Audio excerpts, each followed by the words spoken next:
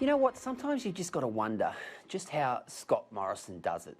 Being Prime Minister must be one of the toughest gigs in the world, especially these days when everybody with a beef wants a slice of the action. If you've got a problem, even if the toilet's blocked, just blame ScoMo. Everybody else does. The mechanics of being the country's leader, the distribution of the funding and the mechanics of government pretty well function on autopilot. Just take a look at your weekly paycheck. The ATO never forgets to tax. So there's no problems in Treasury with having money at hand for the bread and butter stuff like hospitals and schools. The real job of the PM, though, is to lead, to set the tone, to champion the big issues, to be a calming influence when things get tough. This is where Scott Morrison is struggling, and the bushfires were just the start. Being stuck in Hawaii as Australia burned will scar Morrison's tenure forever. Did you see Celeste Barber, the comedian, at the fire concert the other night with the T-shirt on the front? There it was, ScoMo on the front, dressed in a Hawaiian shirt. Now, Barber should be ashamed of herself for politicising such an event. But hey, she raised $53 million, so no one's really being critical of her.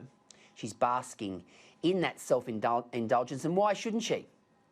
Don't be surprised if Labor How to Vote supporters wear Hawaiian shirts on polling day. It really was a terrible look. But the coronavirus has also exposed the PM's tin ear. Now, the Queensland Tourism Industry Council, a very reputable mob, have written to the Prime Minister about a week ago asking for special assistance for an industry that is under extraordinary pressure. I mean, there's talk today that it's even worse, the coronavirus, the impact on the tourism industry, than the global financial crisis. Morrison, a couple of days ago, when asked about this, said he didn't even get the letter. He hasn't heard from the tourism industry. Now, either he's telling porkies or his office are incompetent because he should have seen the letter. Morrison is the former CEO of Tourism Australia. He knows how badly tourism is affected by such things as pandemics and aviation disruption. Remember the pilot strike? Yet state agencies are pulling out all stops to help tourism through this period, and the Queensland Government today announced a $27 million package. The feds have come up with nothing. A donut. It's not a good look. As I said, leaders lead. Morrison would do well to head to Cairns or the Gold Coast right now and check out the impact the coronavirus is having on local tourism.